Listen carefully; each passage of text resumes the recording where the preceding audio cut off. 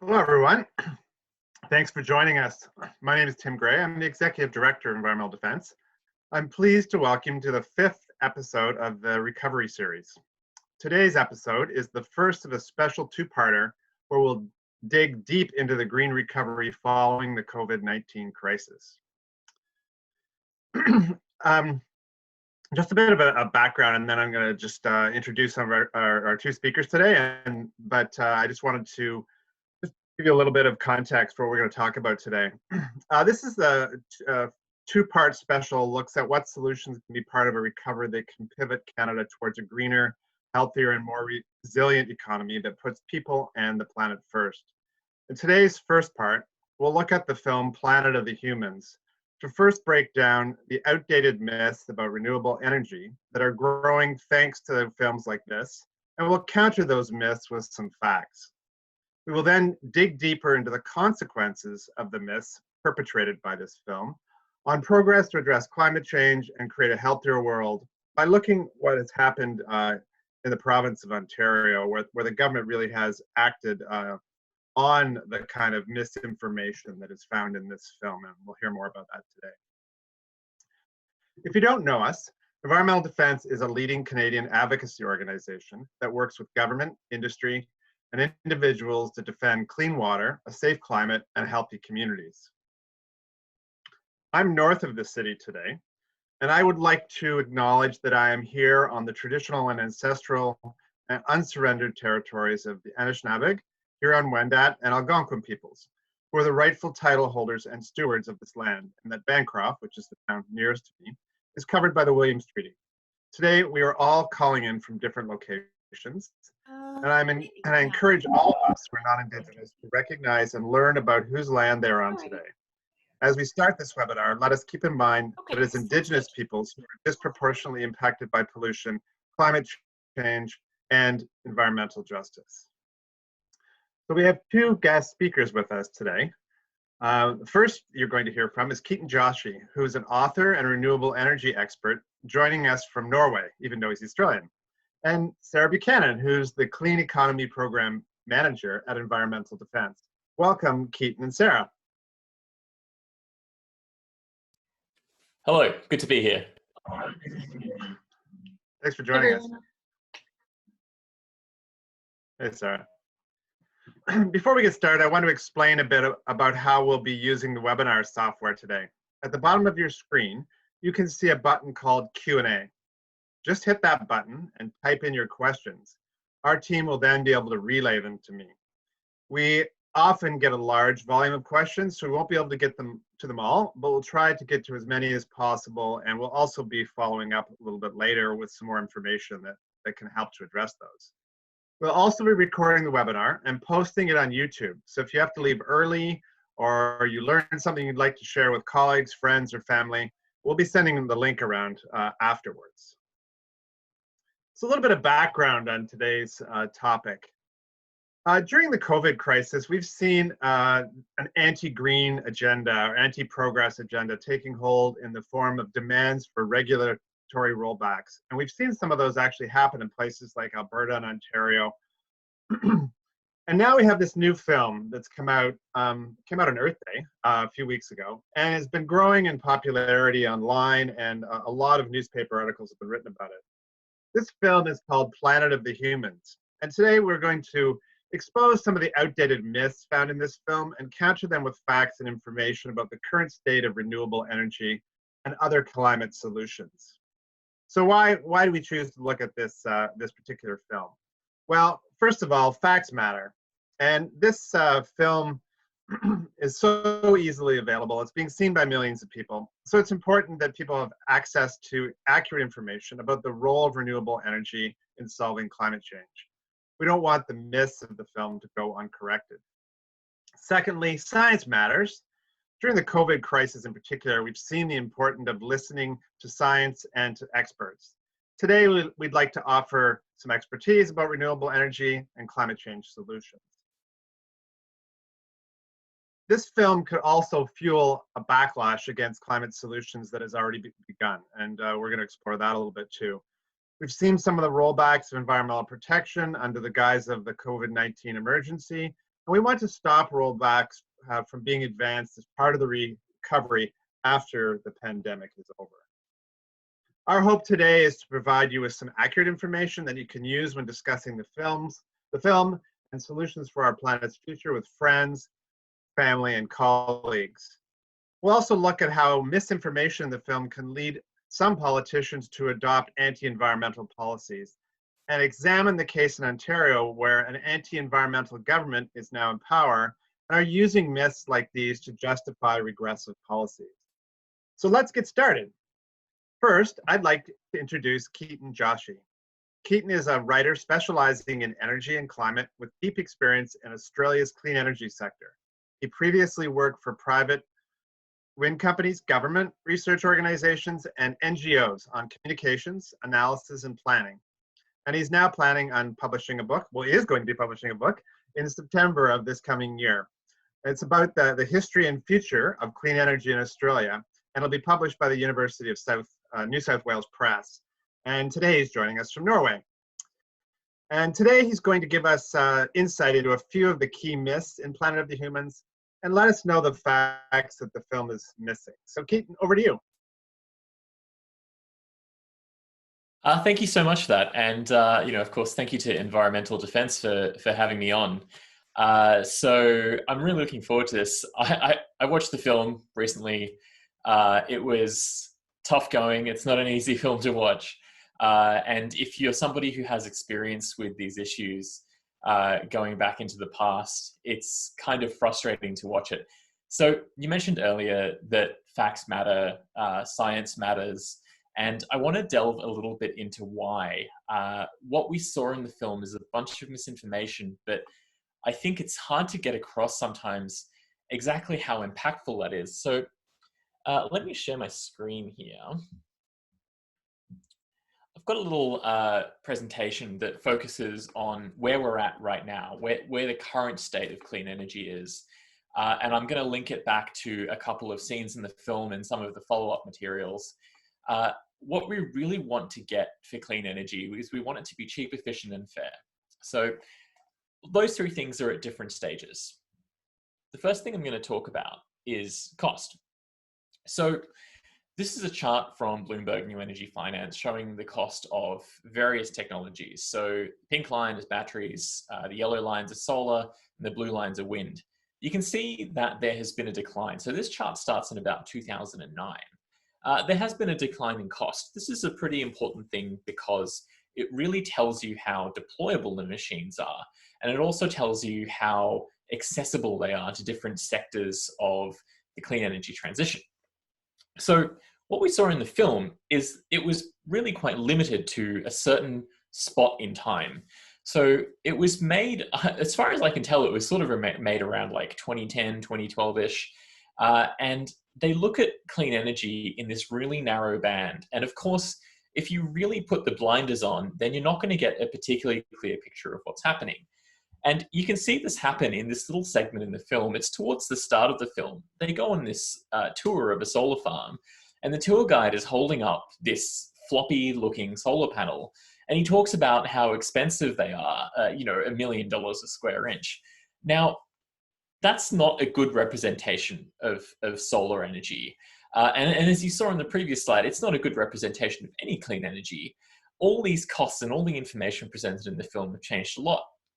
So that ties in quite nicely with the next point, which is efficiency. So that's basically how much do you get for building this, for putting the investment in, for putting the effort into manufacturing the machine? What do you get from it from the duration of the lifetime of this machine?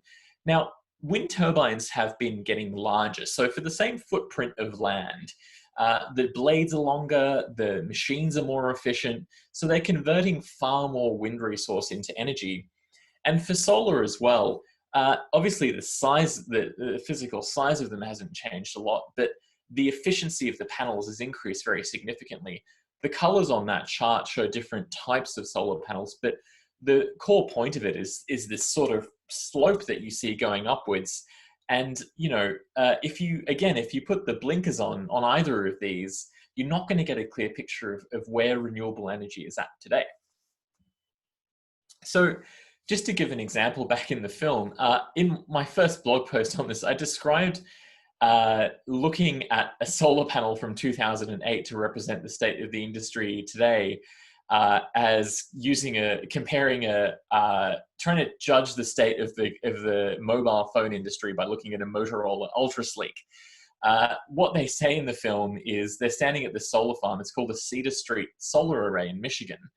And the tour guide says, well, the efficiency of these panels is about 8%.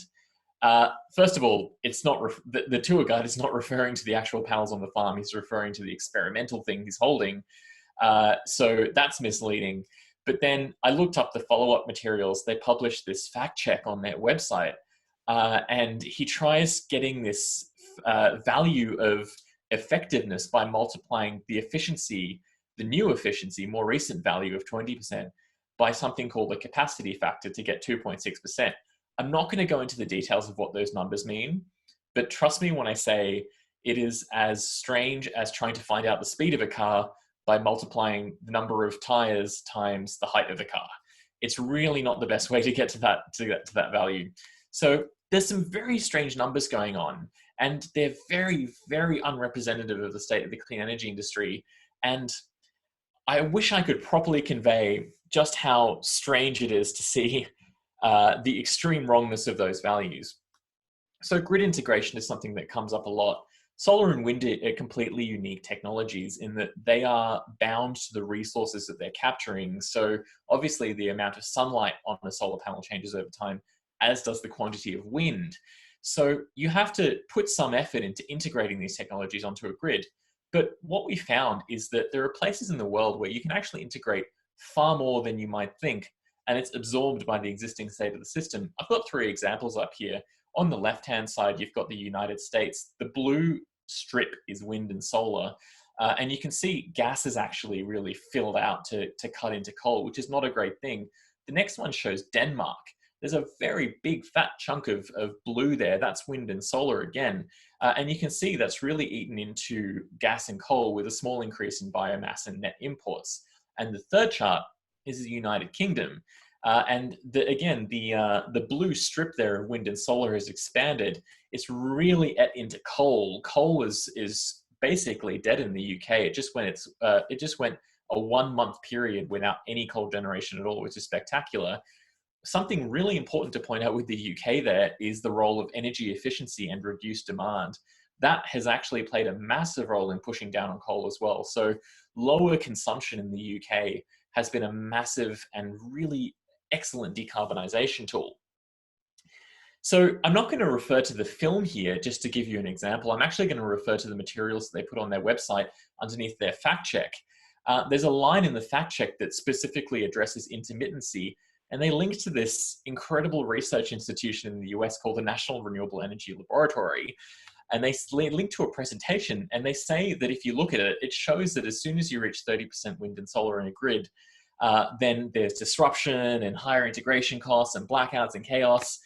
And I clicked on the presentation, and it says the precise opposite. It says that you can get up to 30% with basically minimal system changes. And I really, I think, maybe we'll send these slides around or put them up on my Twitter page. But I recommend clicking into that presentation because it's actually a really honest and optimistic look at the different things you can do to get really high levels of wind and solar, greater than 50%, 60%, 70%, all the effort that you have to make to really make that work. It's all feasible, and it's all something that people can do with enough dedication. Just to tie it all together, I want to talk about how those 3 things, so having cheap renewable energy, having efficient renewable energy, and having it well integrated into a system, all those 3 things actually really matter a lot. The picture on the left here is the place where I got married. It's called the Kangaroo Valley Bush Retreat. That's in New South Wales in Australia, and it was very, very badly damaged by the recent bushfires that happened in December and February. And on the right-hand side is a picture of a family that lives in Kangaroo Valley. They had a solar battery and backup generator system installed on their property. And it's such a sweet story. I recommend clicking on that link and having a read of it, because they were living out of a van for ages, and they had to heat up their water by putting logs on a fire and heating it up. and suddenly they had electricity, they're still waiting for the repair of the distribution network around their home. So that only really happened because those solar panels that were installed on their property are relatively cheap and efficient. So it actually made a lot of sense for the grid operator to say, we're just going to give you these solar panels and this small battery storage system and a small backup to use so you can actually start to return to normality. So these technologies are not just there for massive installations in the desert, for huge things out in rural areas. You can also use them for these really small scale applications that help develop resilience in the face of disasters. And all these things are really important. So that kind of wraps it all together to explain why the myths in the film aren't just damaging in a larger sense. They actually really damage these smaller scale community level efforts too. And that's something that really gets to me. It bothers me because these things are really important. So that's my presentation. Thanks very much. And I think I will pass it back to Tim. Thanks so much, Keaton. Really interesting. For those of you who are just joining us, we just heard Ketan Joshi, author and renewable energy expert. Keaton just provided us with some important facts on renewable energy in the world today that were missing from the film Planet of the Humans. And now I'd like to introduce you to Sarah Buchanan. Sarah is the Clean Economy Program Manager in Environmental Defense. Sarah began her environmental activism at age 6 when she proudly began wearing a t-shirt with the word recycle spelled out in silver sequins. And I'm hoping that she is wearing that today. We'll see. In her professional life, Sarah has worked for the last 15 years in advocacy, media, and politics in both Ontario and British Columbia. She has worked for a city councillor, managed programming at an independent radio station, led advocacy campaigns, and helped create a nonprofit organization to empower young women in music. Sarah is going to look at how the Ontario government is using misinformation to justify its anti-environmental agenda and how environmental advocates can counter that. Over to you, Sarah. Thanks, Tim. And I'm sad to say I am not, in fact, wearing the recycled t-shirt with sequins on it. It actually disintegrated from overuse when I was a child, and I don't have it anymore. Really, really wish that I did. I'm just going to share my screen here for you all. And here we go. Okay. So as Tim mentioned, I work on our climate change here, and I focus on Ontario. And I want to first begin by acknowledging that I am here in Toronto on the traditional territory of the Wendat, Anishinaabe, Haudenosaunee, Chippewa, and the Mississaugas of the New Credit First Nation, and that we are here in the Dish with One Spoon territory. And so I am here to talk a little bit about how renewable energy myths, many of which were actually in this film that we're talking about today, have real world impacts. And in Ontario, we have unfortunately seen some of those impacts. If you are located in Ontario, you may be, feeling that even watching the film, the roller coaster that we've been on through renewable energy installation in Ontario, and trying to sort fact from fiction is sometimes really difficult. So I'm going to tell you that story. So long story short, Ontario massively upgraded our electricity system starting in the early 2000s. And that was part of a big, broader shift towards more climate action. And part of that upgrade, as many people know, is shifting over to more renewable energy. So that means things like wind power, solar power, and not entirely renewable energy, but more renewable energy. And that had really big benefits. Shifting away from coal in particular was actually the single biggest greenhouse gas emission reduction step ever taken in North America. It had a huge impact on reducing, as you can see from this graph, reducing not only greenhouse gas emissions, but also a whole lot of other emissions of some pretty bad things that tend to hurt our lungs, can cause things like asthma, cancers, and very bad things. And as a person, I have asthma. You may hear me breathe funny at some points in this presentation, I absolutely know that that this had a pretty great impact because there were fewer smog days, and I noticed because it's easier to breathe.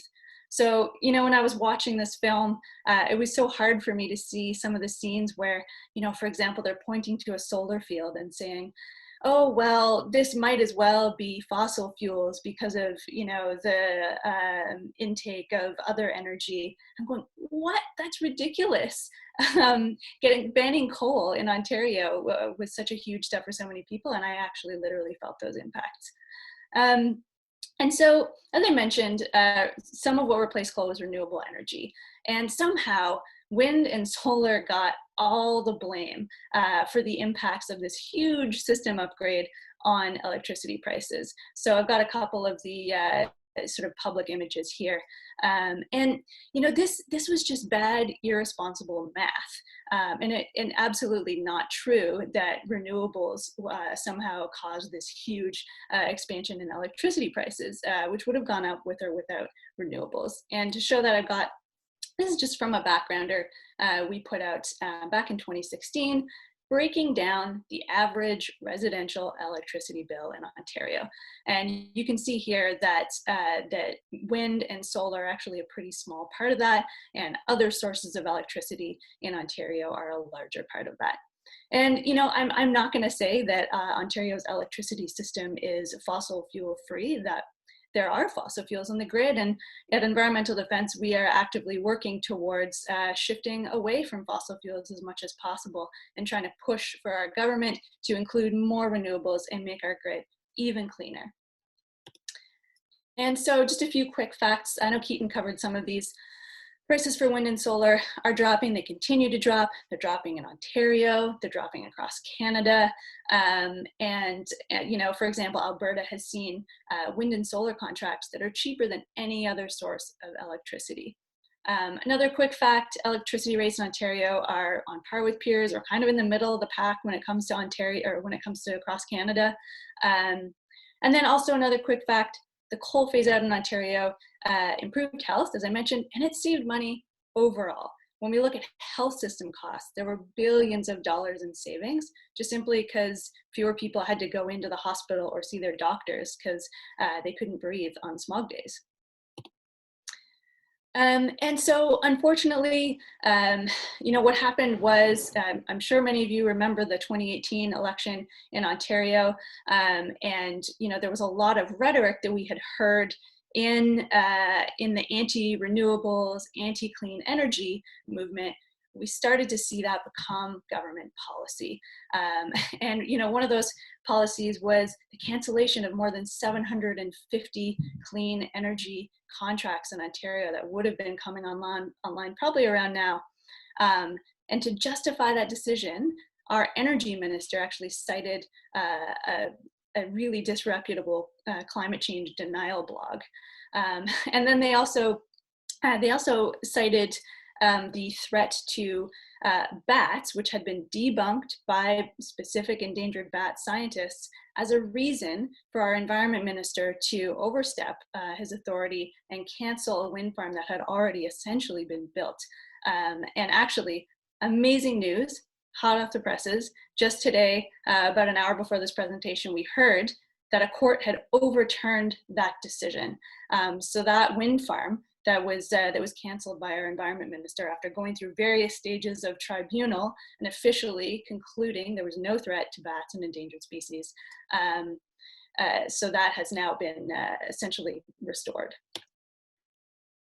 And just to go through really quickly, I mentioned they canceled 750 renewable energy, or more than 750 renewable energy contracts.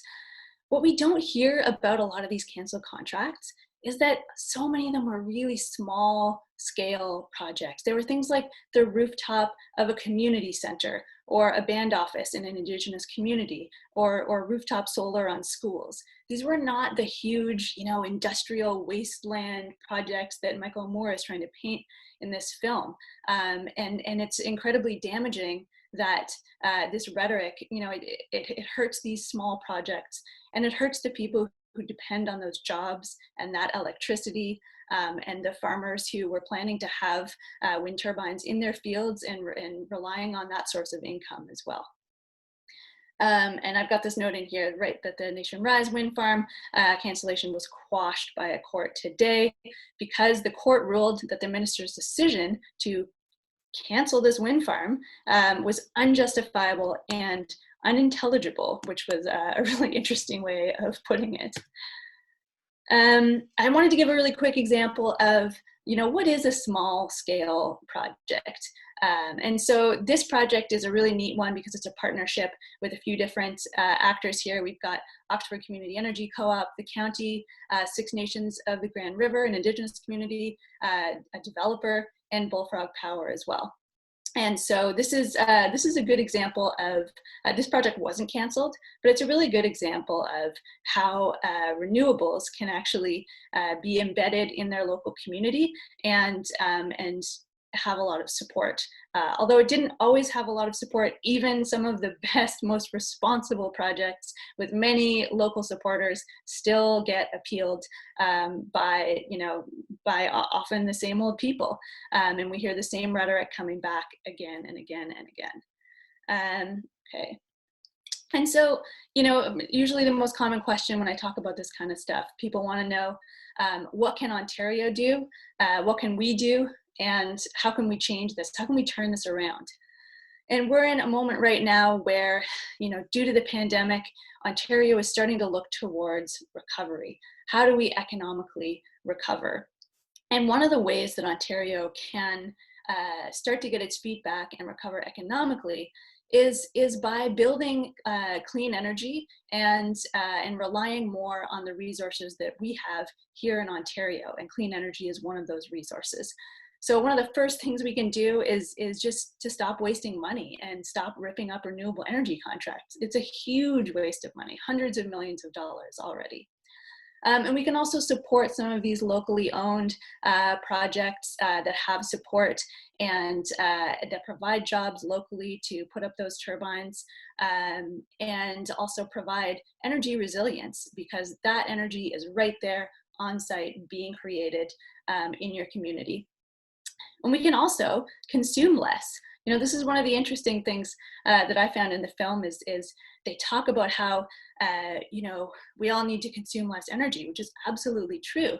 But there's no talk of what are the solutions that are already on the table in order to help consume less. And energy efficiency is one of those solutions for sure. And it can actually create many jobs. So just think of the people who help make your home more energy efficient or retrofit it or insulate it. That's a job in energy efficiency. That means that you consume less and create less carbon pollution as well. And then we can also electrify transit and personal vehicles. That will also create a whole lot of jobs, improving those services and electrifying them to make them cleaner. And I'm just going to end off by talking about how you can help.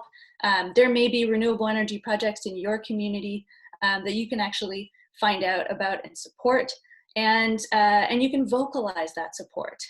Drown out the haters, because we know they're going to be there saying the same stuff, some of which is in this movie, that is not true. And by showing up and voicing your support to local decision makers, you can help turn the tides. You can also I'll spare you from showing a photo of the Halloween costume I wore a couple years ago, where I dressed up as a wind turbine. But if you want to go ahead and do that kind of thing as well, and show up at a community meeting, go for it. And you can also, there's a lot of other things you can do, and I'll end it there because I want to hear all of your wonderful questions. And thank you so much for listening today.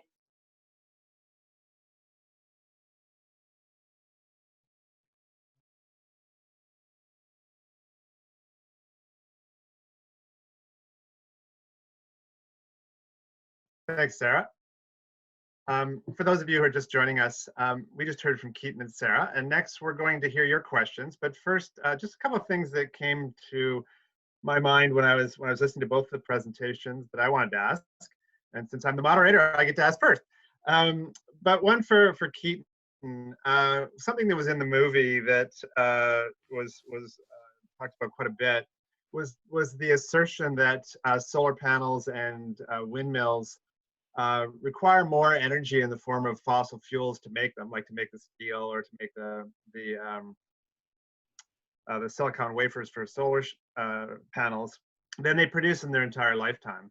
I just wonder if you could comment on that. Yeah, sure. So I try to imagine mythology in two different categories. One is when you get a kernel of truth and you kind of reshape it and you represent it so that it's not really saying what it originally said.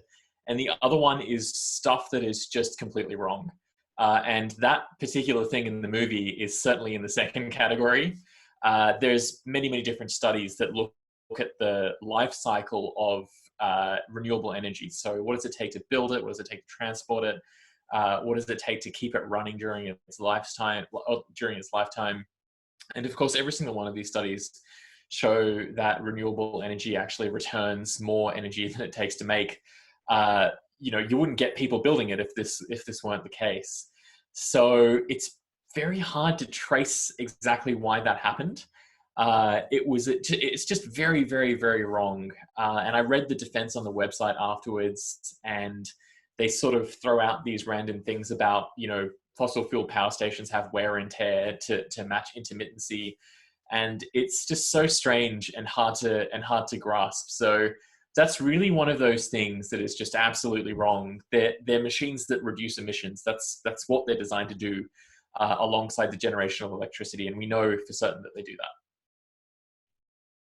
Thanks. And for you, Sarah, this is another piece from the movie where they talk about electric vehicles and say that they're actually as bad or worse than internal combustion engine vehicles in terms of their contribution to them comes from an electricity grid that is dominated by fossil fuels like coal. Sort of, if you could comment on that. Yeah, I mean, in particular in Ontario, I mean, that's not true in many, many places, but it's really not true in Ontario where our grid does not have coal in it. So driving an electric vehicle in Ontario is saving tons of greenhouse gas emissions. That's verified. But there's also been a lot of studies that have debunked this myth that, over the lifetime of an electric vehicle, due to their battery creation and everything, that they create more emissions. So you can look at studies from a whole bunch of different countries, because it does really depend on where that car is produced, where the battery is produced, where it's driven. But in the majority of cases, that electric vehicle is, over its lifetime, producing a lot less greenhouse gas emissions and definitely a lot less air pollution. Great, thanks. And now I'm going to actually move to questions from the audience, and we have quite a few of them. Here's one. I'll give this one to Keaton. It's from Brenda, and she asked, do you agree that there has to be another source of energy to supplement wind and solar due to the nature of wind and solar themselves, i.e. that the sun doesn't always shine and wind stops blowing? What would you suggest that energy should be until we can reduce our consumption, or I assume increase the output of solar? What's a good match for solar and wind? And maybe just chat a little bit about this intermittency issue, because that's talked a lot about in the film as well. Yeah, so you mentioned earlier, I come from Australia. So a lot of my experience with managing a grid, a lot of my knowledge about managing a grid comes from Australia specifically. The really interesting thing about Australia's eastern grid is that it's ludicrously big. It's just so long and it's so thin that it presents some of the biggest challenges in integrating wind and solar out of many different grids in the world. The population is very sort of dispersed along the coastline. So what the grid operator in Australia did is they just did a study recently, and they said, okay, what's the cheapest way we can do this? They weren't interested in emissions. They said, all we care about is hitting reliability, so people get electricity as they demand it, as they always have, the same reliability standard. And we also want it to be as cheap as possible. And they put all the technologies in the mix. They said, okay, you can build hydro, you can build gas, you can build interconnectors, you can build batteries. And they put it in their model and said, what's the cheapest way to do it? And something really interesting from that study is that you actually don't really need massive capacities of batteries. When you look at the total generation over the course of a year in this model, batteries tend to be about between 0 to 1% in a bunch of different scenarios. That is much, much lower than I think most people would think. And the real sort of heavy lifters for integrating wind and solar are new transmission lines, so connecting up areas of disparate wind and solar resource, and also a couple of new hydro power stations. Of course, that's something that's quite unique to Australia. So that's going to vary depending on different countries. So there's actually a bunch of technologies that are outside of building big batteries.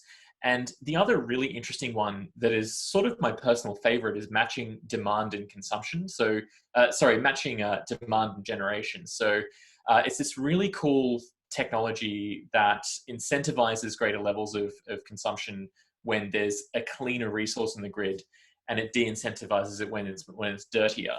And that's a way to shift people who can choose to shift their demand around.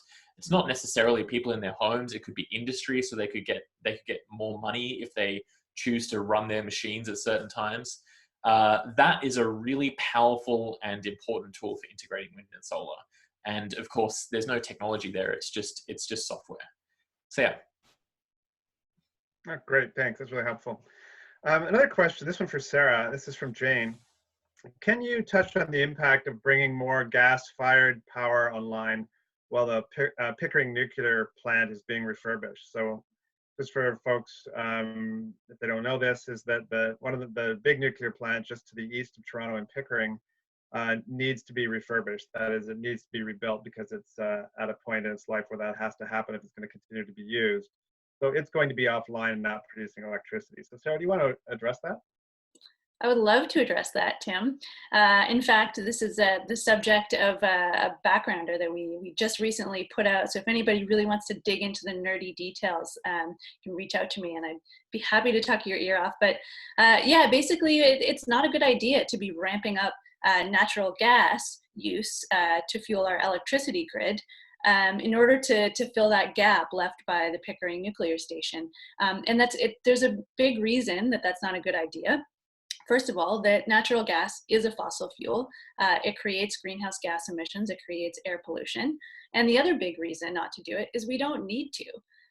So there's lots of other ways to fill that gap. And there's very scientifically reputable studies showing that we can fill that gap in some ways with what Keaton was talking about, just by shifting around when we use energy and conservation. So, having programs to help people use a bit less energy will actually help move when our demand is and essentially fill that gap. Another way to do it is renewables. If we, instead of cutting 750 renewable energy contracts, why not bring more renewables online, combine them with storage solutions like batteries, which are much cheaper than they used to be. And that's another great way to fill that gap. And also, we've got, there's a lot of hydropower in Quebec that has been offered to Ontario at very low prices. So another thing Keaton mentioned was, getting those connections with other jurisdictions so that we can swap energy back and forth. That's another thing we can do, just make better connections with Quebec in order to use their hydro energy. So lots of ways we can fill that gap without natural gas. Unfortunately, the plan right now seems to be to use natural gas. Thanks, Sarah. Question from Flora. Maybe I'll give this one to Keaton.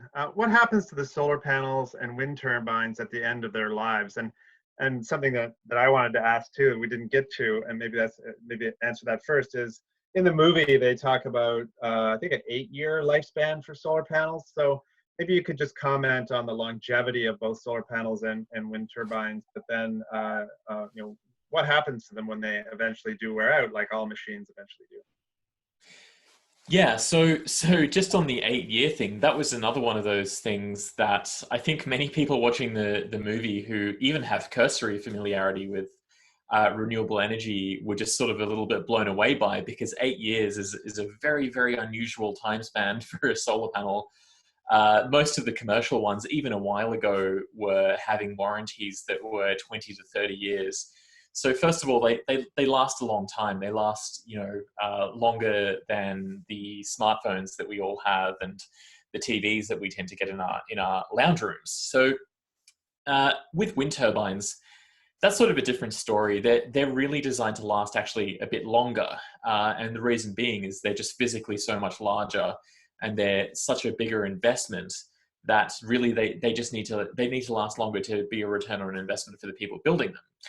So when it comes to end of life, look, wind turbines are made of quite a bunch of different things. The tower is steel. Steel is recyclable. The components inside the nacelle, that's the sort of box that sits on the top of the turbine. A lot of those components are recyclable as well.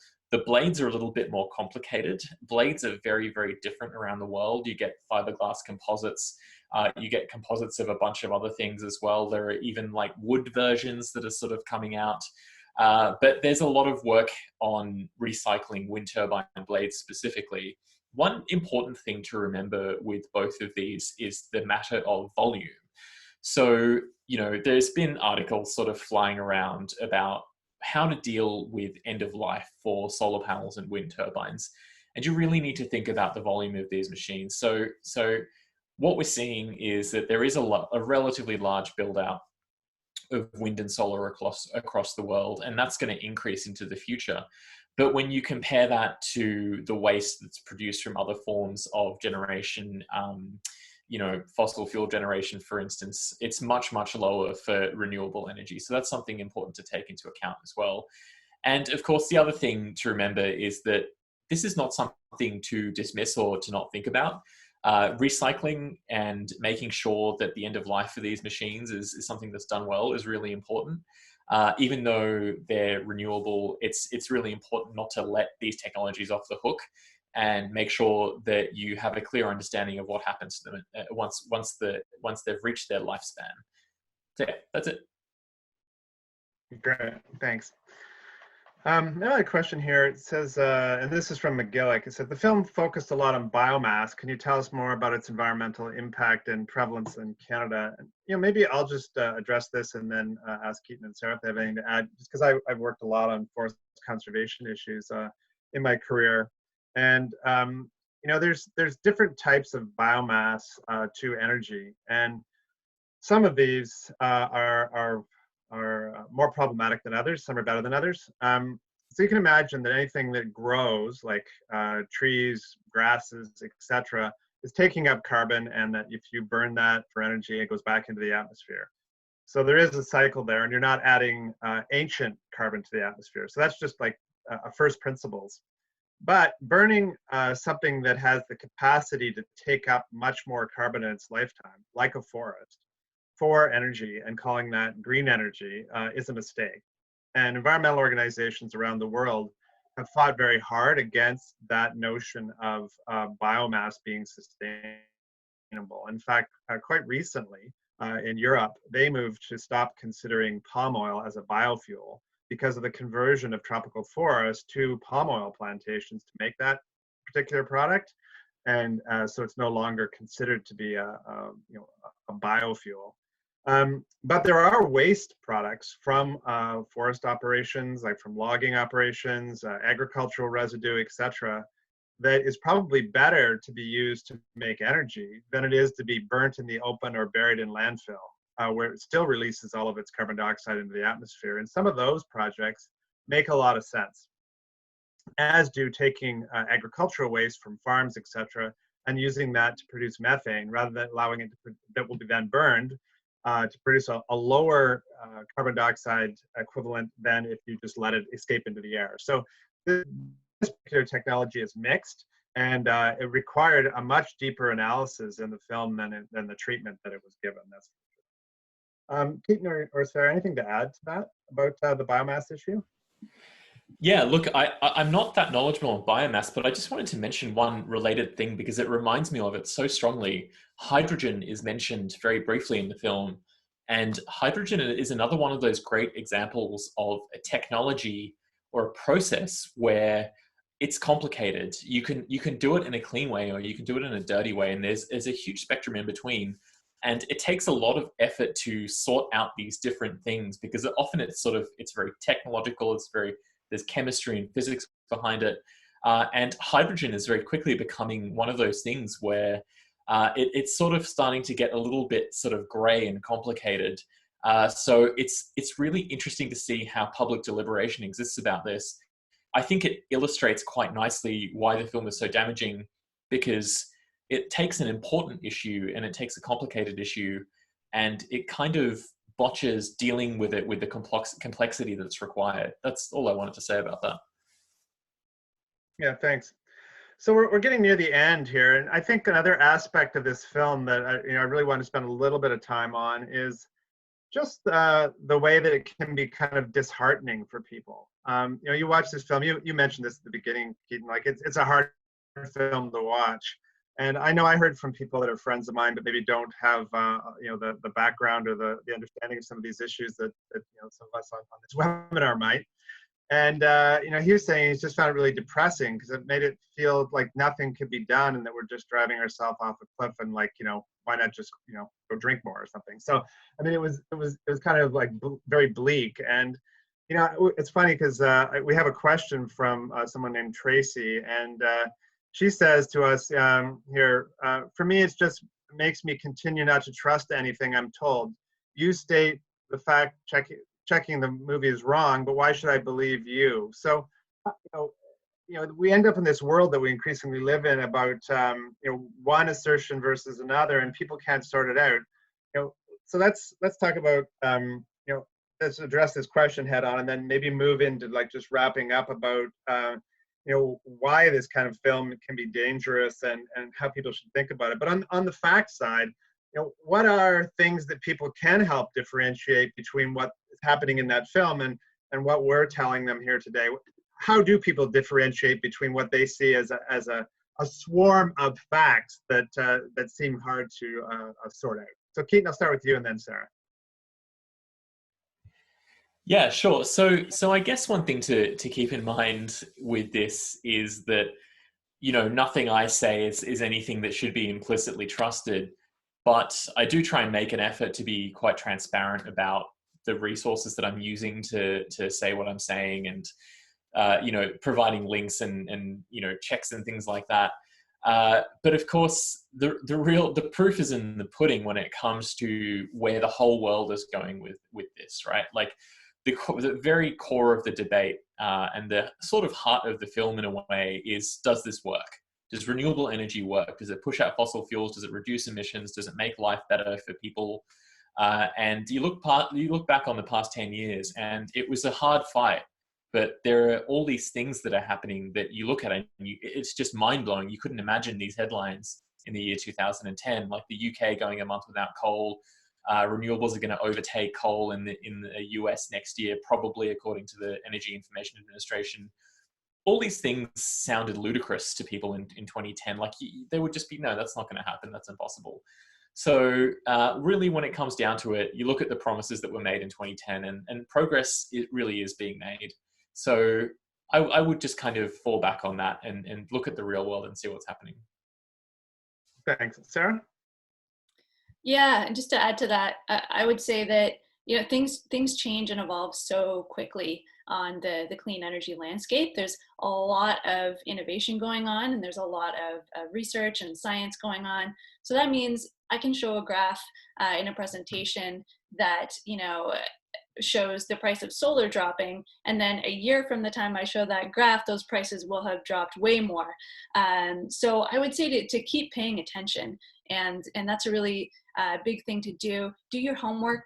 If you want to know about a project, let's say a wind project, don't just Google, is wind energy good? Look at that specific project. Look at who's involved. Is it a partnership, with community groups? And are people being consulted? Things like that. Yeah, just do your homework and don't trust just anyone. I think it's really great to actually have a question where they're saying, why should we listen to you? Because that's what we should all be doing, is going to those sources and finding out, why should we be listening to this source? And usually, if we have to trust scientists. I mean, that's a big a big refrain in the climate movement. And I think Michael Moore would have been wise to follow that more closely. Thanks so much. Yeah, all the more necessary in times of crisis that involve needing to rely on science, like what we're in right now with this pandemic. But I think that one of the things that gets lost in our society sometimes nowadays is the idea that you can just have an opinion and that can be a fact, rather that there actually need to be some research and data and experience behind that particular point of view, and that actually gives it the weight of what should be believed and acted on. So that's a really good way, I think, to wrap up this discussion, this webinar. And thanks to everyone who joined us as well today, as well as to Keaton and Sarah for their presentation and thoughts. I think it's been really, really interesting. So you can stay tuned to a further elaboration of this conversation because we'll be doing a blog that is going to extend and answer some of the questions from the audience today, the ones we didn't get to, as well as some of the ones we talked about today. You can stay tuned to our website for that. I'd also really like to thank all the supporters of environmental defense, people that joined us today, all of you who take action, all of you who read the materials that we produce, take advantage of the research that people like Sarah and the rest of our team do. Contact your MPP, contact your MPs, write letters to the editor. You really do drive progress forward. All the things we were talking about today, the positive things that have happened over the last 10 years with renewable energy, none of those things would have been possible if it wouldn't have been for people like you fighting every day. So thanks so much for that. And if you want to stay involved and you want to actually engage in the conversation about what the provincial and federal government should be doing as we emerge from this pandemic, you can go to our website at environmentaldefense.ca /green recovery. And you can find materials there that help you send a letter to your MP asking that we invest in more green energy and clean technology as we go forward, and not in things that further the climate crisis. So really important that you do that. We'll also be sending a follow-up email tomorrow, so Friday, and that'll have a link to that letter that I just mentioned. So next week, we'll have another episode, and we're going to be here for part 2 of our Green Recovery series. And we'll be looking at how to make a clean economy future a reality in Canada, and what kind of movement is necessary to drive this change. And we're going to have some inspiring examples from the youth climate movement, which has been just so successful around the world. So thanks again to Keaton and Sarah, and we really want you to go and follow them. And you can follow Keaton on at KeetonJO, at KeetonJ0, and Sarah Buchanan is at S Buchanan, large T, large O. And you can keep in touch with us at Environmental Defense. You can follow us on Twitter or Facebook, or you can get a hold of any of us on email. Thanks so much for joining us today, and get outside and enjoy some sun if it's out where you are. Take care.